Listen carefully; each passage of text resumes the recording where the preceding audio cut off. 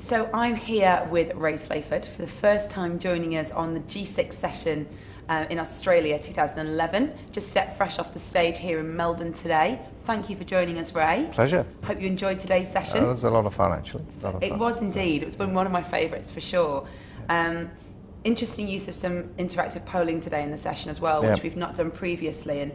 And one of the questions that we looked at there was with regard to the government agenda at the moment. I think that was a contentious issue that came up. Some very strong votes from the audience on whether or not the government should actually be set some targets over the next 3 years.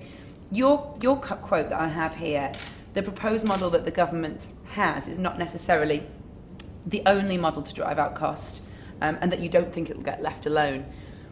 Let's expand a bit on that. You made a remark offline as well that you felt most of the panellists don't think that model is working.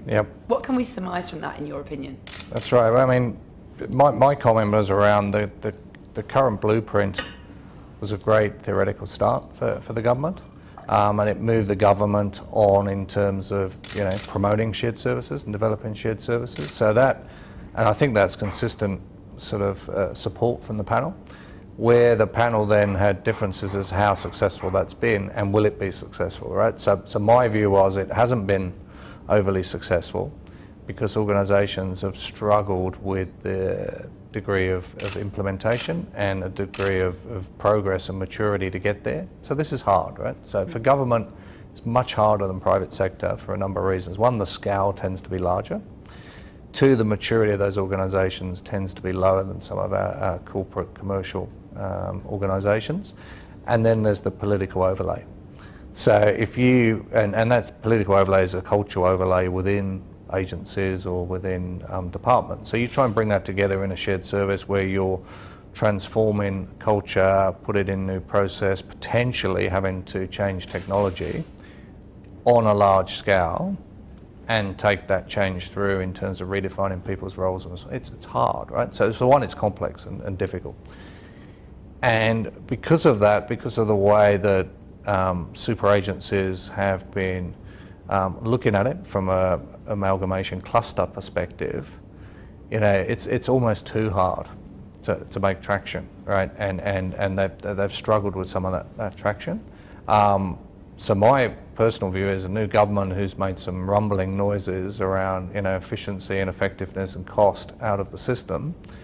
You can still get that with shared service principles, but under different models. So you may look at something that's not a cluster model. So we may look at, can you deliver efficiencies with your current shared service models first and foremost, and then we'll look for synergies to either synchronise or amalgamate or link or collaborate those shared service functions and to a better state for the government versus one size fits all and you have to come together. So I'm not sure where that'll land. Obviously some of the other panel thought that the government's heart and mind wasn't really there. My view is the incentive to drive out efficiency and cost saving, because the future, the budget restrictions, the funding's not going to be there.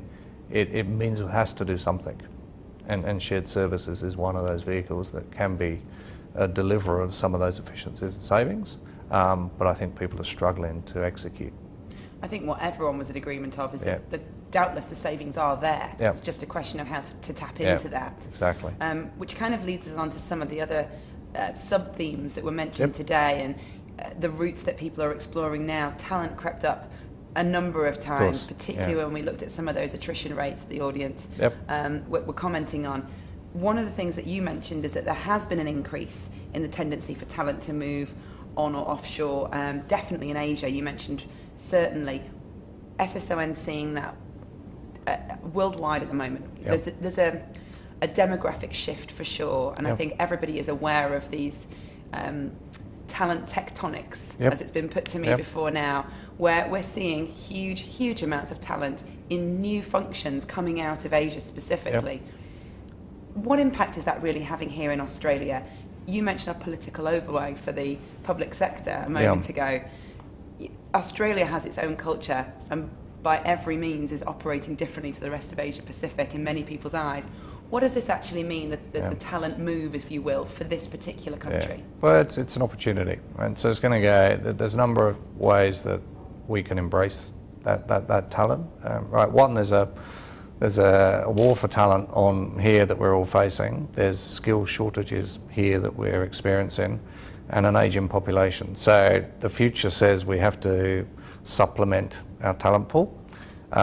So we can embrace that through immigration. So if you follow Big Australia policy, then and we take lots of immigration into the country with the right skill sets from that talent pool, then we will have the skill set onshore to go and put to work and leverage those skills. So that's sort of build our own sort of version, right? So predominantly through the immigration policy.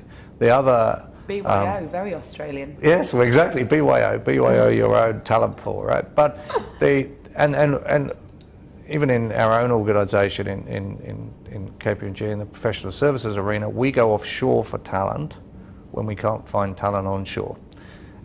So we go to South Africa, we go to North America, we go to Europe within our own organisation to second or bring people out with the skills to develop our junior people or to fill a gap of skill shortage.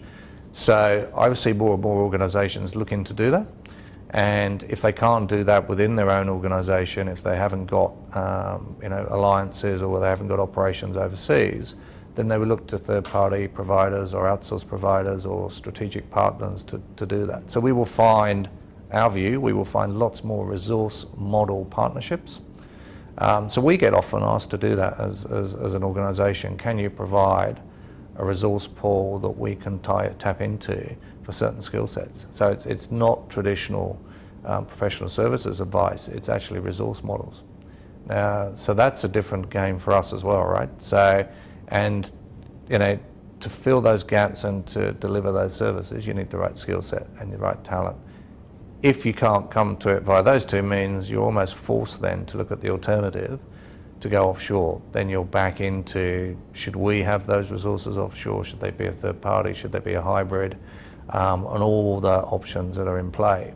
But what I've certainly found in my experience, particularly in Asia, the talent capability is very strong. It learns the culture of your organisation or of your country, for that matter, for Australia.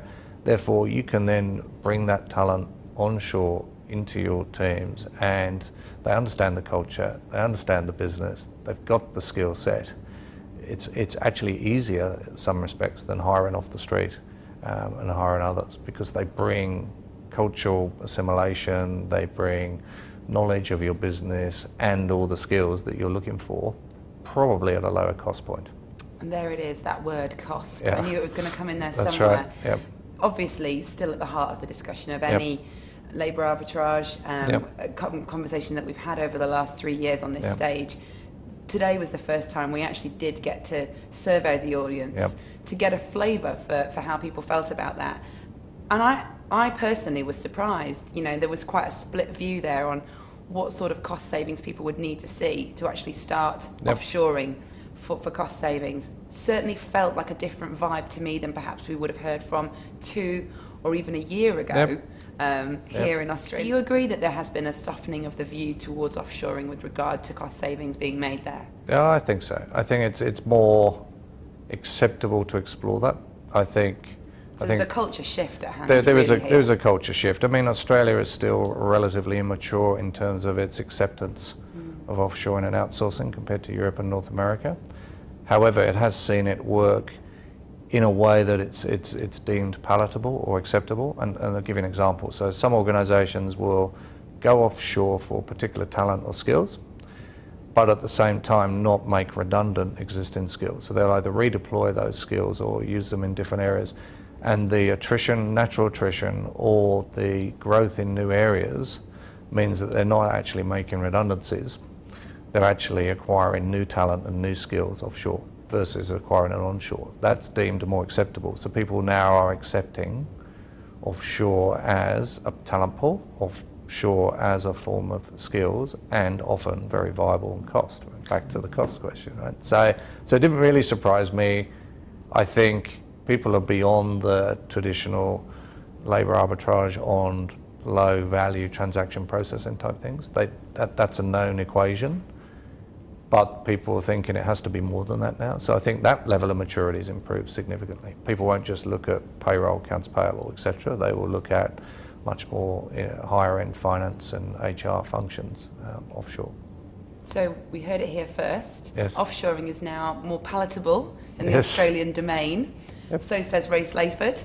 Ray, it's been a pleasure having you here. I hope you've enjoyed the session as much as we have today, and we hope to see more of you again in the future. Thanks for joining us. It's been a lot of fun, and it's great to see so many passionate people around shared services and outsourcing as we are. The numbers grow each year, and we're great to be very happy to be part of it. Fantastic. It's Thank been great you. to have you. Thank you, Ray.